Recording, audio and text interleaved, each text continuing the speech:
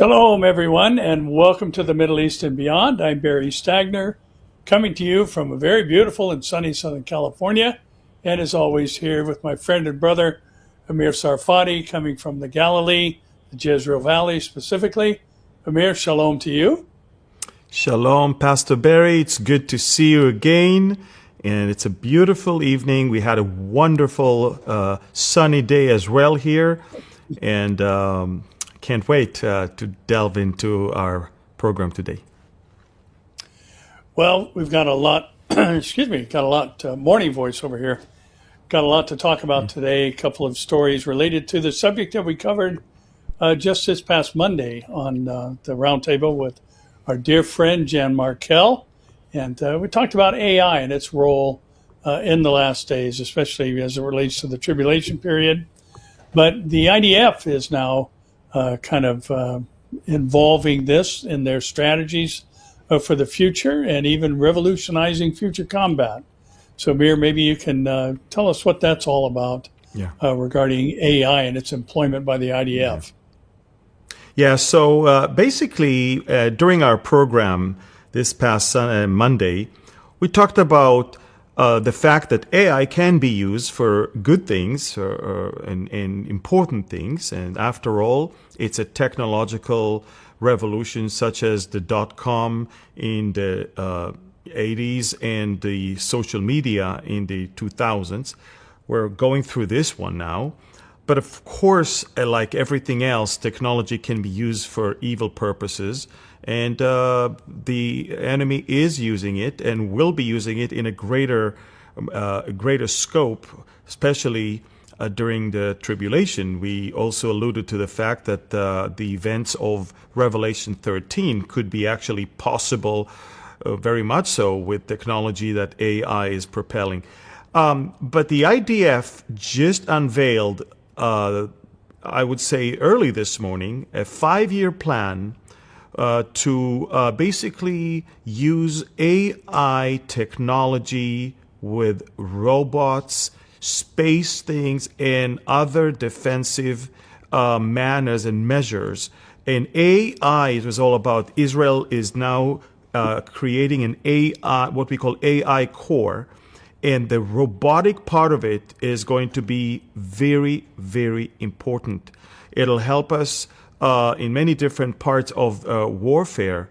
Now, the robots will help us in the battleground, but AI technologies will help us also in electronic warfare, in space, and other things.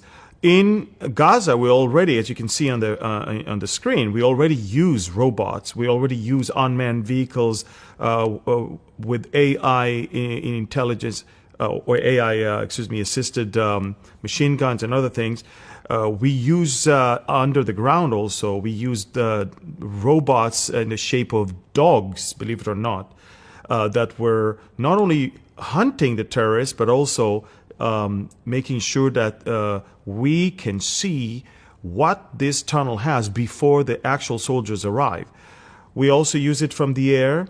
We also use it online. So this is a new thing. It's a growing thing, and the IDF is moving full force forward. Not only that we're doing that, but we're also exporting these military technologies to other countries as well. And the Ministry of Defense is showing our capabilities in some security and defense security exhibits around the world. And a lot of countries are actually very interested in it. But again, as we said, AI can also be used for evil things. And one of the things that AI is now replacing is search engines. People no longer go to just Google to search for things. They just go directly to AI because it is way faster and way more comprehensive. The problem is, as much as it's intelligence, it's a bit dumb because it only bases its information on information that people write on different, social media and websites.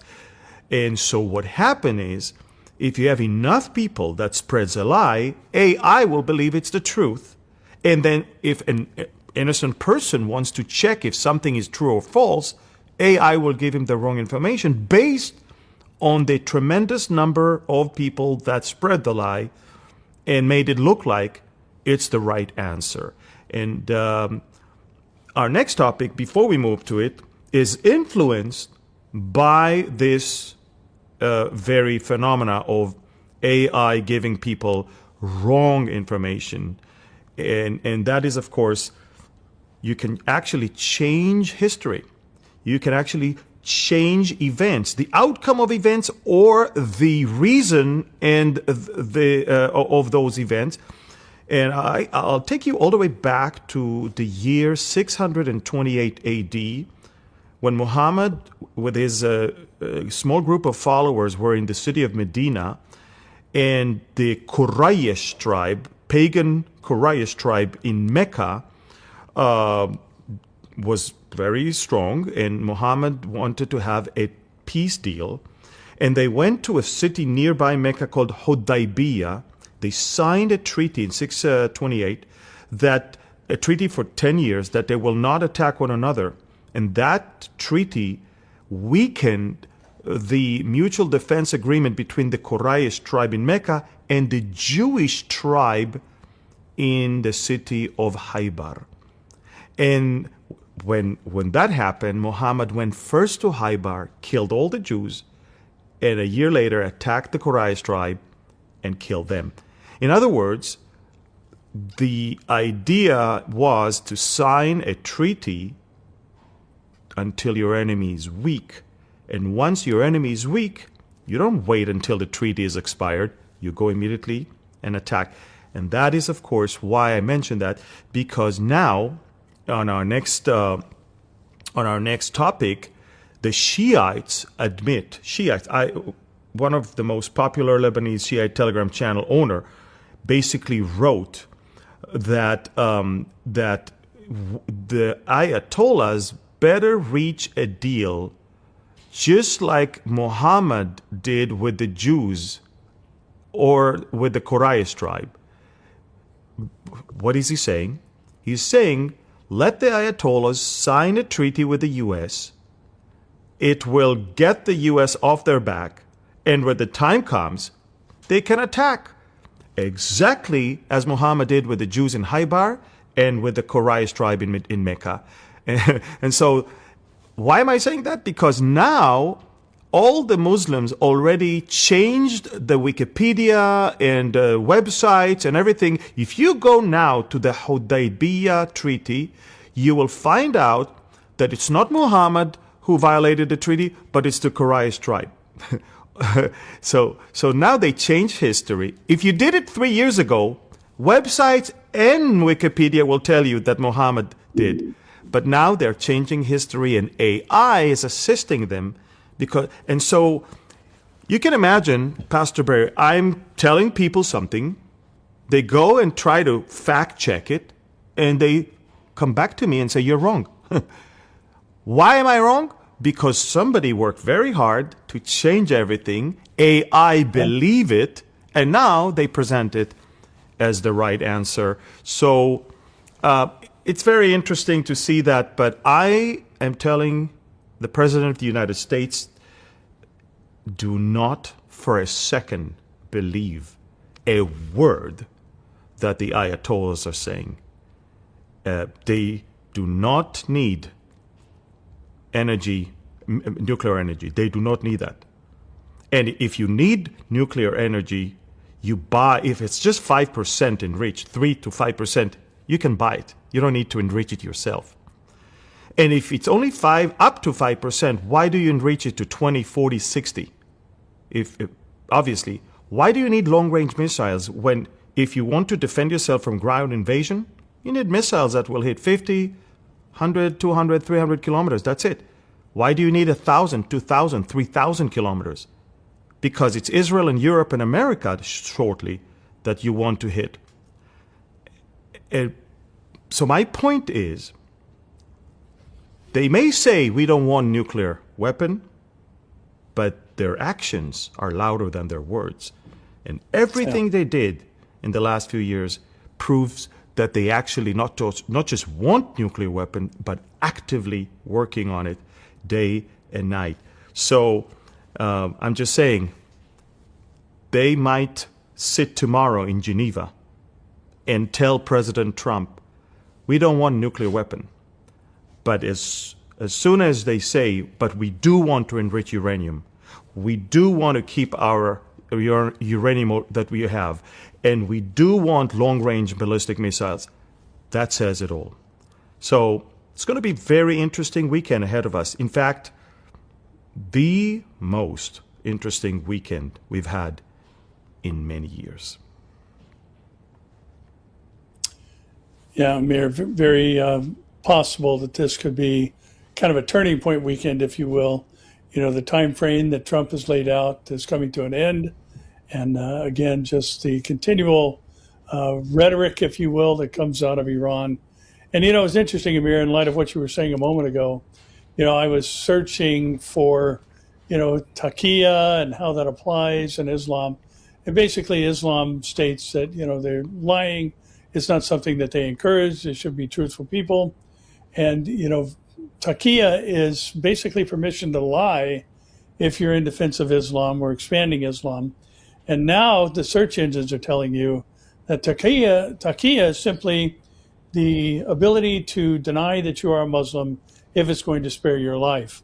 And what you're sharing with us about the treaty betrayal is says exactly the opposite. So, you know, the evidence is already out there that this data collection device called ChatGPT or any other is just that. It's collecting information from what humans have shared. Exactly.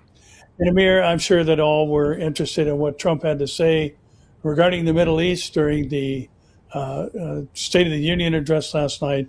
And I have to say, as an American, much of it was very embarrassing, the behavior of the Democrats, and, you know, that the fact that Rashida Tlaib would wear profanity on a button that was visible on camera, talking about ICE and using an expletive that I will not share, but how shameful was her behavior, as well as Ilhan Omar, especially when the subject came up about Somalia and the billions of US dollars that have been wasted. And, you know, just a sad, sad day for America, even though I thought the speech was great. One thing that I took out of that whole event, that record-breaking length of a State of the Union address, an hour and 47 minutes, was how many times the president honored Americans, American soldiers, you know, from the 100-year-old guy who was in major dogfights in Korea to the helicopter pilot that was instrumental in removing Maduro, and just ordinary people that have experienced the consequences of open borders and all that. I thought it was a wonderful time of representing America and giving thanks to those who have secured and maintained our security. But he said something that I thought was interesting, and I think you pointed it out on Telegram, that he said all he wants from Iran is their word that they have no nuclear aspirations. Well, they've already given that multiple times, as you pointed out a moment ago. But the reality is they absolutely have nuclear aspirations, and in their crosshairs is the great Satan and the little Satan, that being the U.S. and Israel.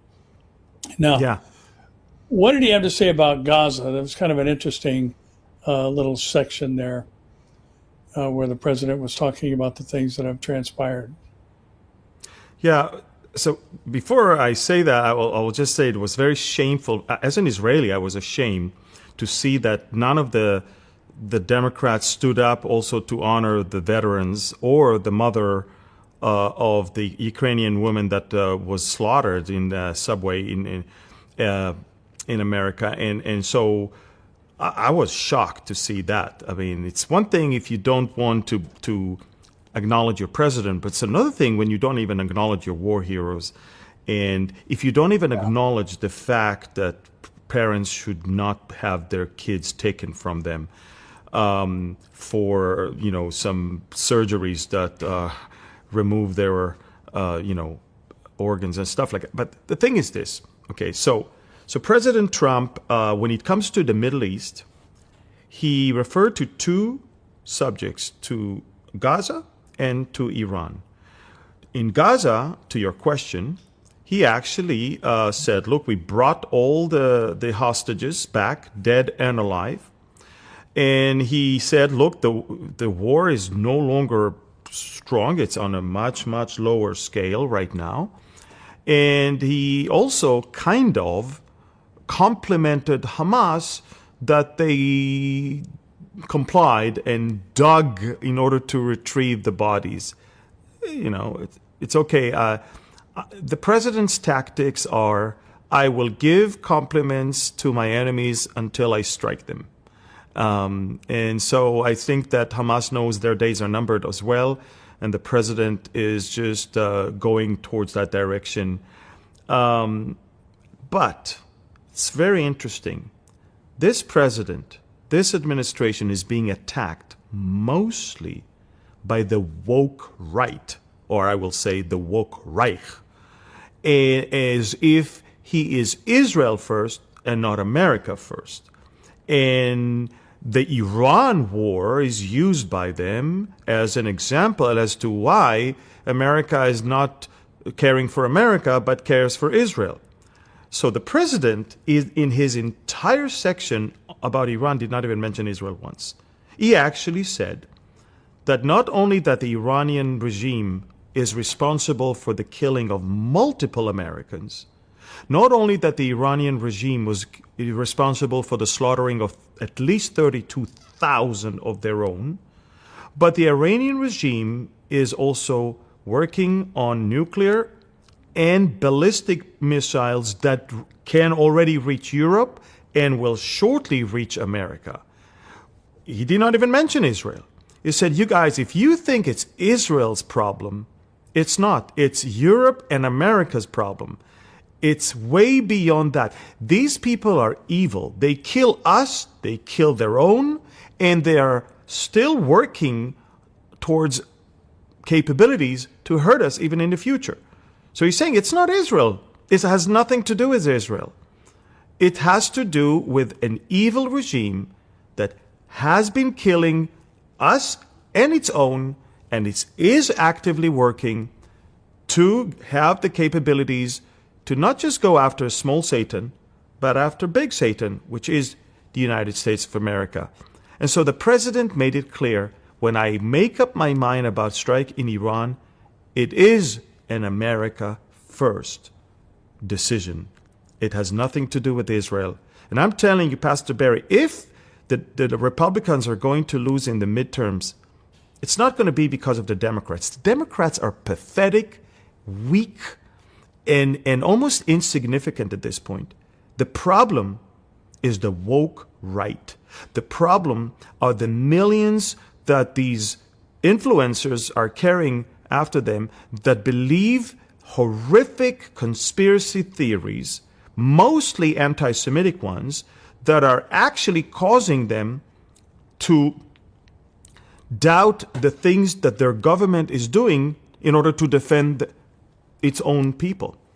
And so I'm telling you, if the Republican Party is not going to clearly distance itself from these influencers, such as Tucker Carlson and such as Candace Owens, such as, there's even Megyn Kelly and others, if the Republican Party is not going to clearly, publicly, unashamedly denounce these people and distance itself from them, there will be a lot of problems for the Republicans in the midterms.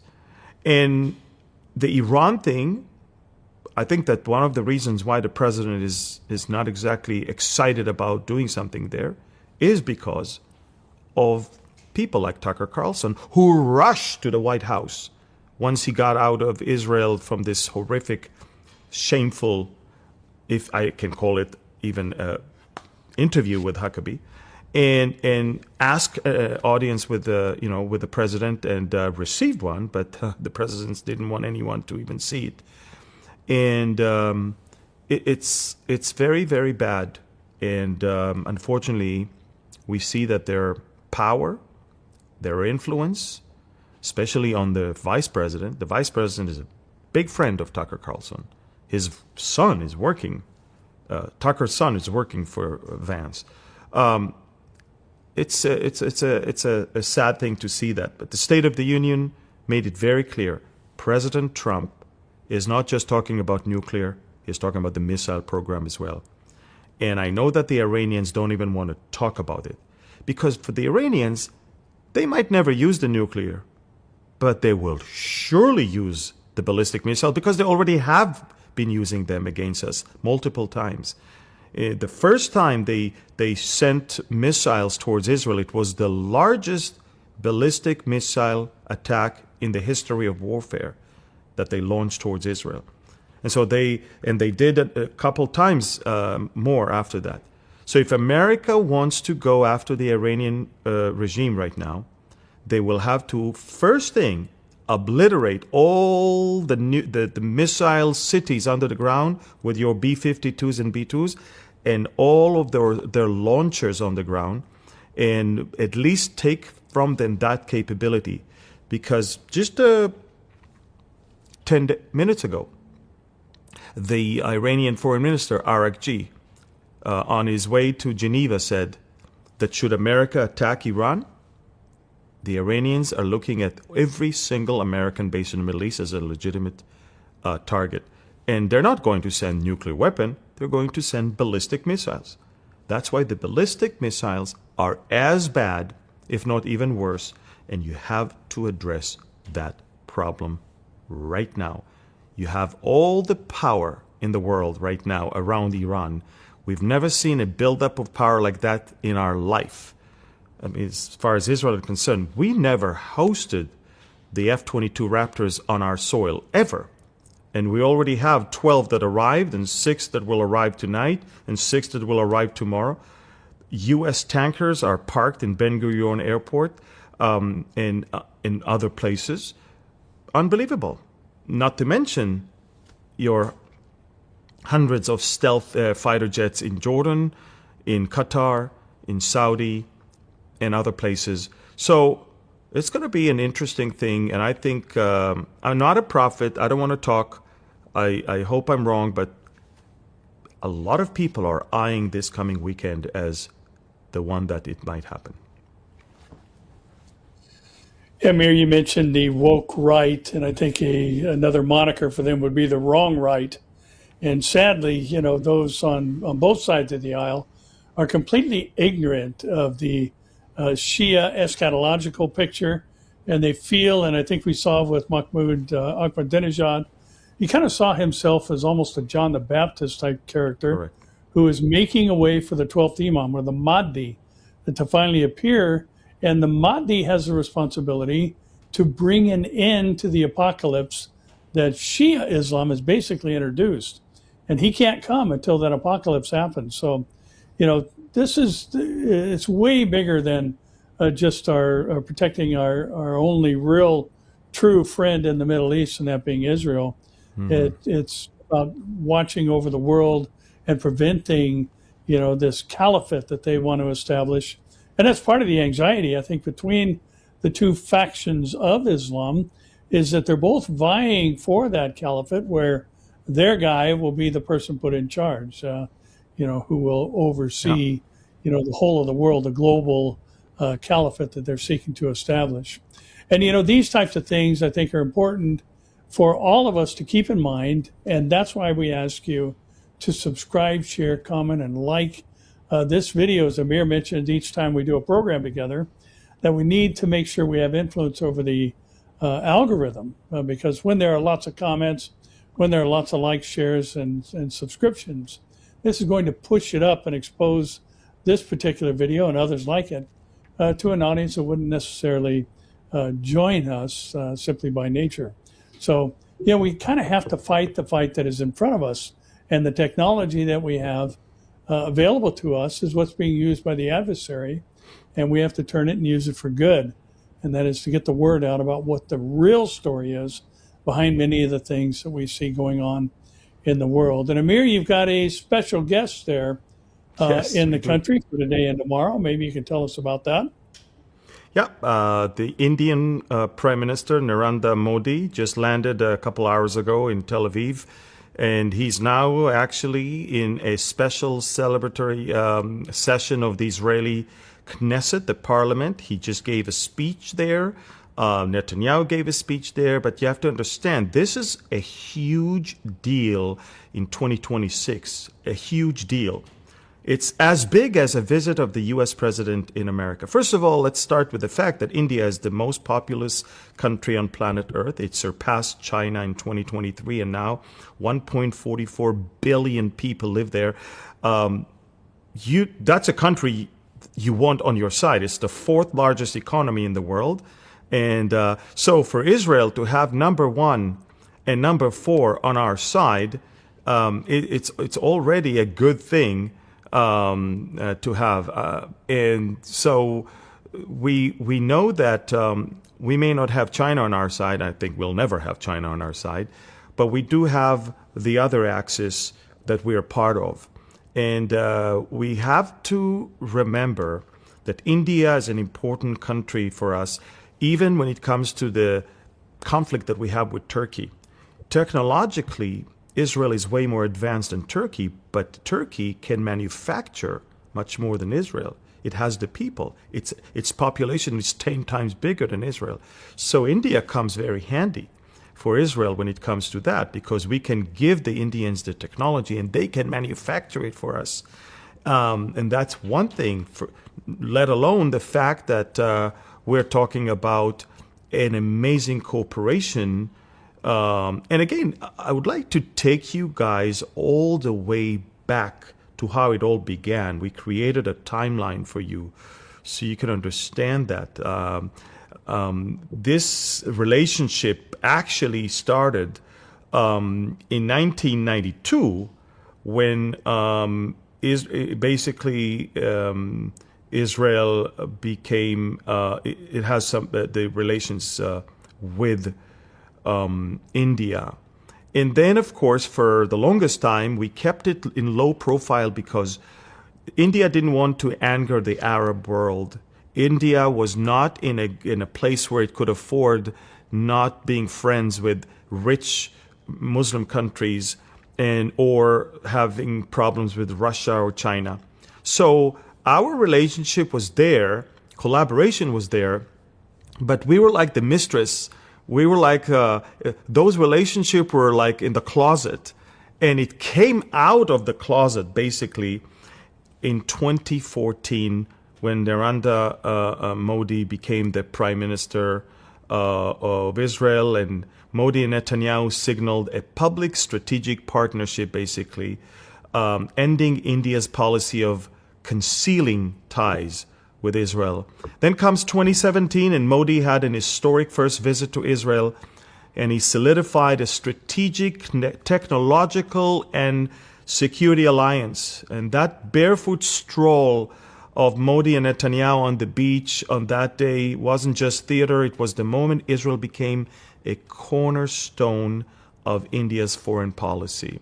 And going all the way to 2018, Netanyahu then visited India and introduced a Railway for Peace vision. It's a transcontinental link from the Gulf to Haifa port connecting India, Middle East, and Europe. And then came 2020, and in a 2020 thing, Trump's Abraham Accords provided the necessary land bridge through the UAE and Bahrain for the Indian goods. And look what we save here.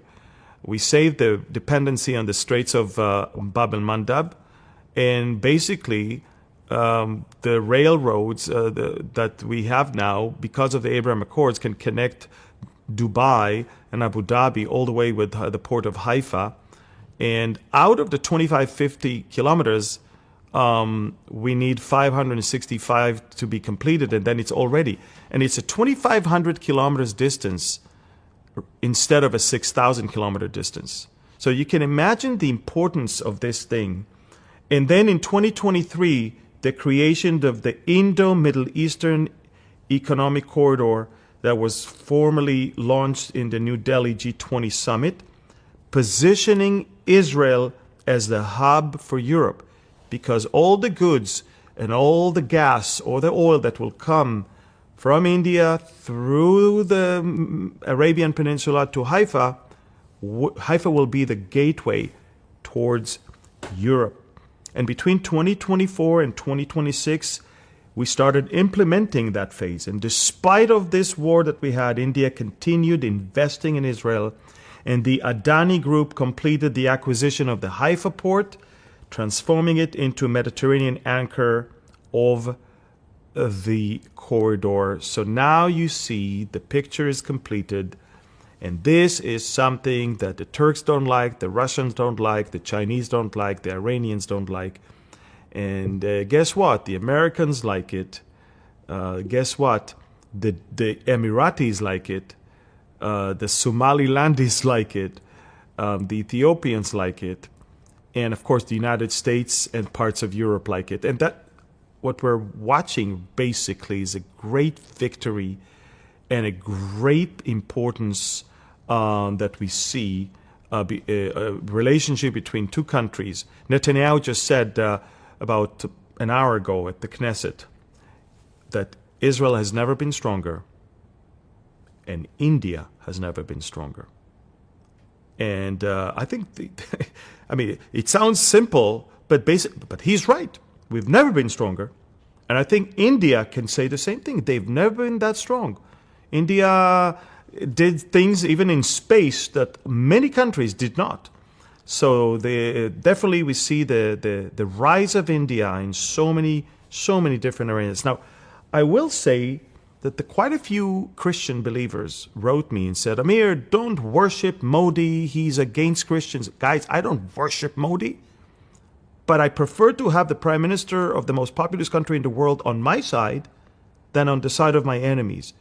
And India, for so many years, was on the side of the enemy. Thankfully, they're on our side, and that is the only thing I'm thankful for. I don't get into his faith. I don't get into his domestic policies because I don't know them. But I do know one thing. He is a strong ally of Israel, and he's one of the strongest leaders in the world, if you really think about it. Everybody needs India right now. And so, thankfully, we have all of this, and we're bypassing Russia and China, and this route is going to transform Israel from just a diplomatic island into a vital global transit hub. And remember, biblically, we always want to tie things biblically. And biblically, Israel has to thrive. Biblically, Israel has to be strong. Biblically, Israel has to cause Russia and China and Iran and Turkey to envy. And that's exactly what the attack of Ezekiel 38 is all about. And so I believe that Russia and Iran and Turkey are watching this visit right now, and they're very envious right now. And the outcome of this visit will make them even more envious.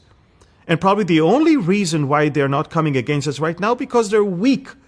The minute America will step down, and the minute Israel will be vulnerable and exposed, and the minute they will feel that they're strong enough, they'll immediately come against us. And the first reason is economic, financial.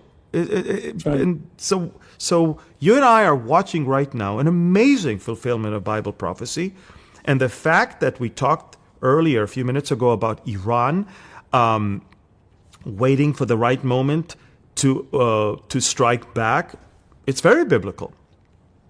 Very, very biblical for them to deceive the world as if they're okay and they want peace and they don't want nuclear, they don't want this, they don't want that.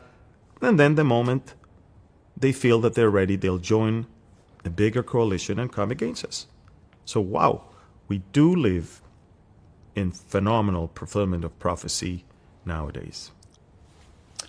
Yeah, we really do, Amir. And I think what you just shared is so critically important to understand, where we are in the chronology of events as they relate to the last days, the potential breakout of the Ezekiel war. And I've said in time past, we've talked about this, Russia to me was always kind of the odd man out. You got four nations that are named that are ideological in nature. They all share the same basic religious belief system, and they fall on the extremist side of that. But Russia, even though it's home to some Muslims, it's not by any stretch of the imagination a predominantly Muslim country. But now we've seen in recent days the real shift into what is actually the motivation of the Ezekiel war, as you said, and that being economic in nature. And, this change from 6,000 kilometers to 1,500 miles is significant in that it puts Israel as the economic hub of tapping into the European market, which is hugely, Russia is hugely dependent upon, especially for energy-related products, that European market. So this is a major, major development, I believe. And with only 535 miles to go, we're not too far away from completing that. And that final dent in the hold that Russia has played on portions of Europe. We've all read about the fact that they're going to cut off natural gas sales to basically manipulate a response from different European countries and put them in a place where they're basically going to either cooperate or freeze to death. And all that is about to come to an end. So this could very well be the motivation behind all this. And I'll refrain. Well, maybe I won't. I was going to say, you named some things about India. One thing I know about India is they can answer your call whenever you need it, with all the call centers. That's true. So, Amir, you mentioned Huckabee and Tucker Carlson a moment ago. And what a shameful, basically slap in the face of America and the eyes of the global community, certainly in Israel, for Tucker Carlson to talk about the fact that he'd, been detained at Ben Gurion Airport and all these other things that have now been proven to be nonsense. But there's a conversation that took place, obviously, and Huckabee has now responded multiple times, quite convincingly, I would add, about Tucker's visit and his position regarding the nation of Israel. I think that Huckabee even said that I wish it was a real interview, but it wasn't. Tucker came with a long list of accusations and sort of like traps that he truly was hoping that Huckabee is going to fall into. Tucker lied most of the time. At least in one case, he had to admit that he was wrong. He had to shoot a video that he was wrong, and he had to pull his original interview, cut that part, and then upload it again. That's how much he was afraid of a lawsuit when he said that the president of Israel visited the Epstein Island, which it was a real big, lie, and then he admitted that he was wrong. But the problem of Tucker is that he never bases anything that he says on facts. He always says, everybody knows, everybody think, everybody say. Who's everybody? It's your lunatics that follows you that say that, and it's nonsense. Remember how he shamed Senator Ted Cruz, that the senator did not know how many people live in Iran. And then comes Tucker and praises Qatar for the Christian population that lives there. And then Huckabee asked him, do you know how many Christians live in Qatar? And Tucker did not know. Because the facts don't matter here. It's the narrative. And he would not even say that the Christians in Qatar has no rights. These are slaves. They have no rights to share the gospel. They have no rights to live anywhere. They have no rights to have their churches outside of a ghetto where all of them have. But he would not talk about that because it's against the narrative.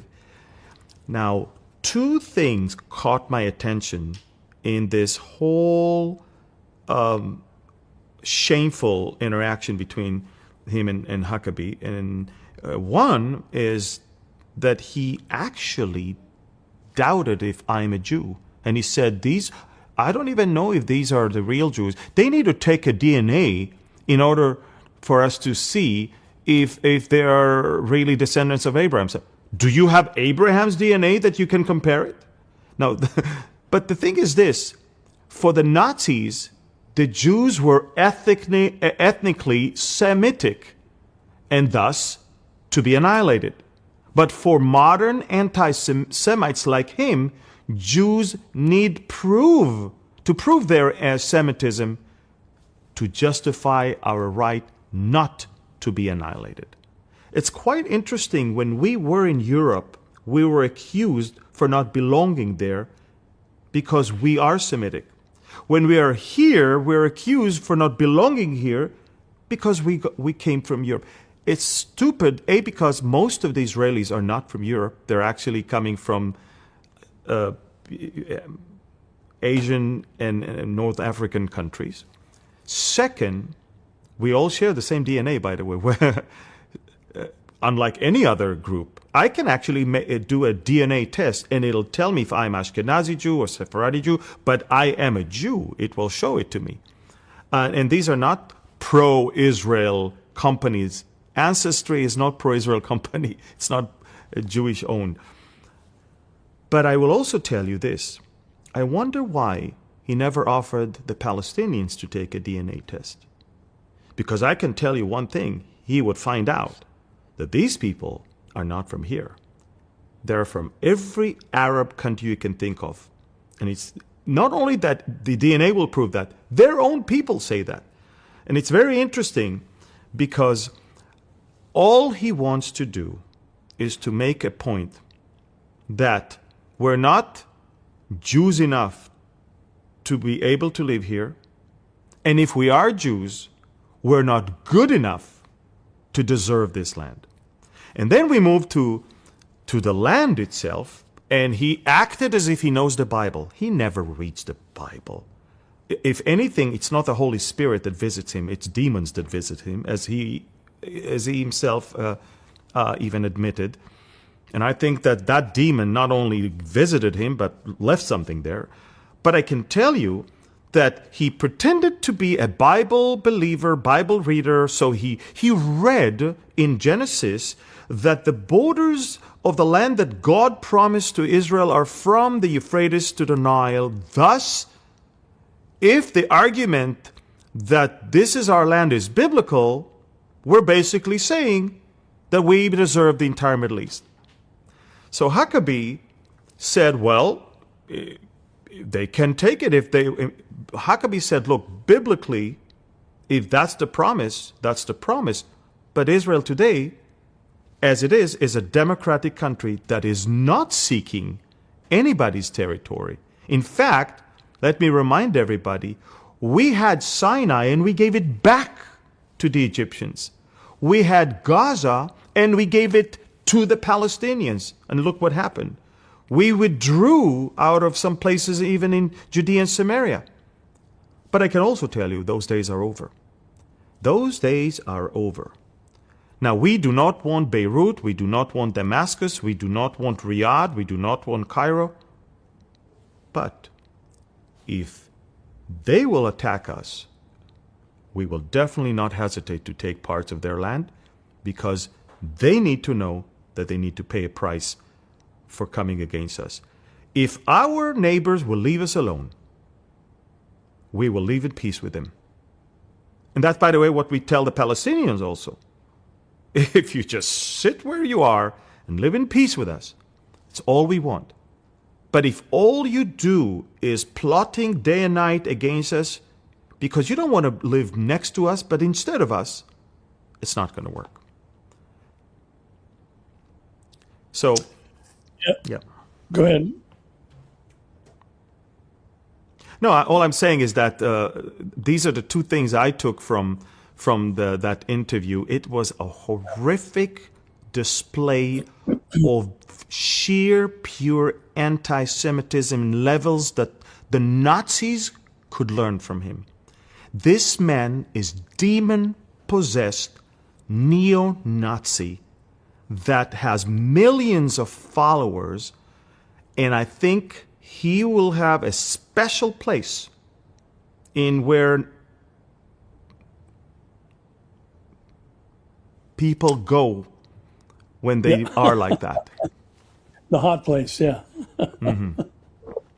Yeah, I mean, it's interesting that you bring that up because really, watching the things that are happening with him, things coming out of his mouth, what's happening with Candace Owens and Ben Shapiro just came out and said this woman has lost her mind, and now she's got a Correct.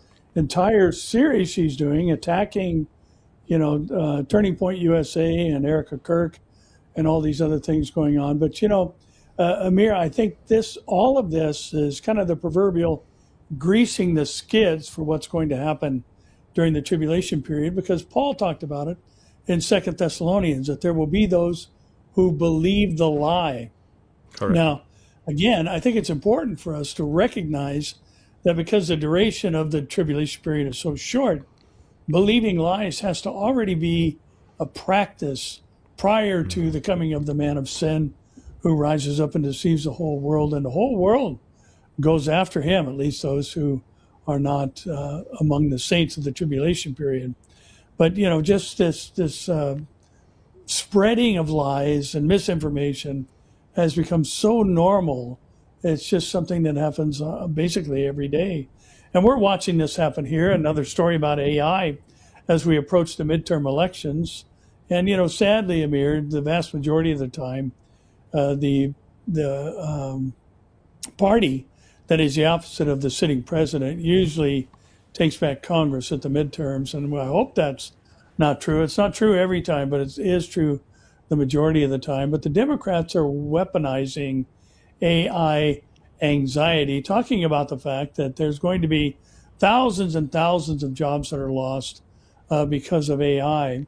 And, it's interesting, Amir, because we've heard this same type of thing before, just simply regarding technology as a whole. Correct. Just the development of robots and things of that nature. And that, these hundreds of thousands and millions of jobs are going to be lost all over the world because of robotic technology. But it's also interesting that nobody seems to remind anyone that the jobs are going to be created by building the robots, or basically, the construct of this new AI system that they're trying to use to scare people is becoming, something that, again, has kind of replaced that last effort of people on the left to scare people into voting for them, as though the Democrats are going to shut down AI, which is just, again, such a bizarre strategy. But yet people are going to fall for it, as many, especially here in places like California. They've been warned that there's 100 million jobs that are going to be lost via men like Bernie Sanders. And the automation that comes from them is going to basically put everybody in the poorhouse. And, their hope is that, that they'll vote for them back into office. But the interesting thing is that most of the AI titans, so to speak, are actually left and in their political party and alignments. And yet here we see this being used to scare people into voting for them at the midterms. And again, now you've got people accustomed to believing lies. And now we've got another one that could have a very real impact on the midterm elections and change the structure of the three houses of American government. They're always scaring people. Remember how Al Gore promised that within a few years, Earth will disappear because of global warming. And Right. here we are 20 years later, and things are not exactly as he said. But at the time, he scared people. And that was a tactic for them to scare people in order for them to vote for the people who really care and that are going to do the change, to make the change for the better of humanity. And they're so evil because I don't believe they really truly believe what they say. I'm talking about the leaders. I think they know exactly that they're selling lies, and that's 10 times more serious. Because as we said on Monday, there are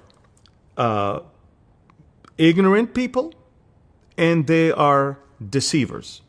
Ignorant don't know the truth, and they buy the lie because somebody sold it to them. Deceivers know the truth, and they sell the lie. And so the leaders of that party, they're deceivers, and they build on or count on ignorance and ignorant people. Yeah, Amir, it's interesting. Speaking of Al Gore and others like him, one of the big threats and one of the scare tactics and fear mongering that they used is the rise of the oceans because of the melting of the ice caps and all this other Yeah. stuff that, so much is going to be flooded along the coastlines. Millions of people are going to be without a job. People will die, all this other stuff. And yet, most of these people who use that type of fear mongering live on or near the beach. Many of them even in Martha's Yeah. Vineyard. So again, it's just nothing but fear-based Yeah. They manipulation. care about the emission of CO2, but they all own jets as well. So Yeah, exactly.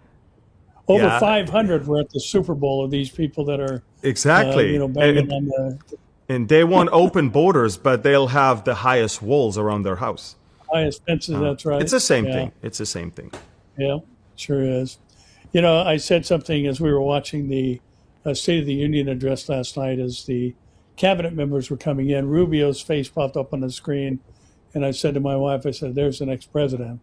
I hope I that's wish. true, I hope. but who knows what's going to happen. But he is countering Iran in the Caribbean, reasserting U.S. dominance after Maduro's fall, and he's heading to the Caribbean, specifically to the country of St. Kitts and Nevis, to reassert the president's interest in the Western Hemisphere shortly after removing the then known Venezuelan president Nicolas Maduro from power.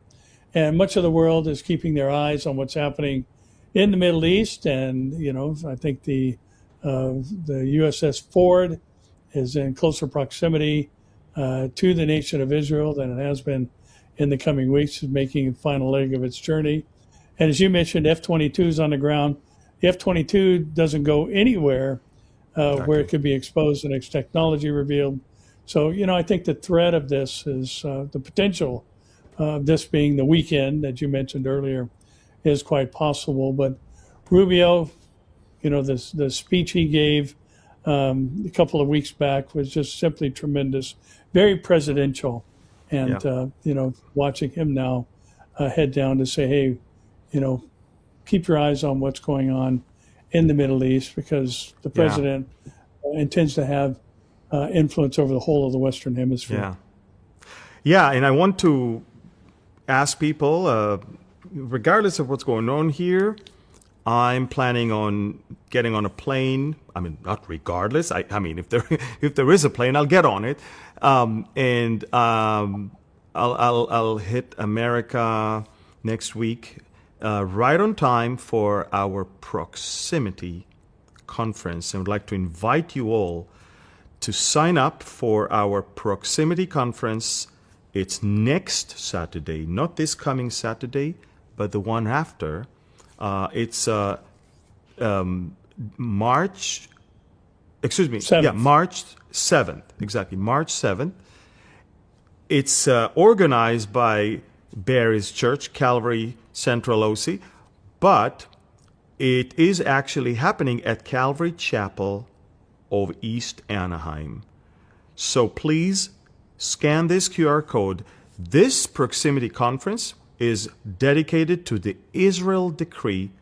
It's based on the book I wrote, New York Times bestseller, but we're basically going to talk about the hottest topic right now, not only in current events in the world, but also as it relates to Bible prophecy. It's the issue that so many Christians are now divided on. And that's, of course, Israel. And if you don't understand Israel, you just don't understand God, if you ask me. The God of Right. Israel, his heart, his character, and all of that. So please sign up. We still have space. March 7th, 2026, Calvary Chapel, East Anaheim. And we still have space on Barry's tour to Israel that is coming the month after in April. Pastor Barry is leading church of his from his a tour to Israel with his church. You can still join April 15 to 23 Israel tour of his church, and you'll visit Connect. We'll have a time of fellowship and Q&A at Connect, and I'll also join the tour here and there to be with you. And the last thing I want to invite you also is this July, we're going to celebrate America's 250th birthday on board the beautiful Celebrity Edge for a wonderful, wonderful prophecy conference. Pastor Barry, Pastor Bob Copney, Pastor Bob Pearl, myself, we're going to have time of worship, time of study of the Word of God, time of fellowship. We're going to have Q&A where we may even have Jan Markell join us for that conference and be with us for this Q&A. So sign up. We still have about 200 seats open, and we would love to see you in person, fellowship with you, study the Word together, and worship together. And again, I want to encourage you to subscribe to our YouTube channels, like, share, comment, and these are important things to get the truth out there. There's so many fake channels, so many fake things, so many horrific lies that are spread online, and we ask you to join us in that battle to spread the truth. Yeah, I think we have another topic left. Pastor Barry, go ahead. Yeah, we do, Amir, and it's again kind of a sad state of affairs where in Virginia, which has kind of the nickname or the moniker of the Old Dominion, there are Democrats there who are pushing for a version basically of protecting Sharia law called Sharia Light. And it's basically to combat rising Islamophobia in the country. At least that's how it is being presented. And it's State Bill 624 was introduced at the start of the Virginia legislative session in January, and it defines Islamophobia as it relates to the crime of assault and battery as malicious prejudice or hatred directed toward Islam or Muslims, according to the summary. And it may be tempting to just kind of turn a blind eye to this and say, well, this is just another stupid Democrat plan.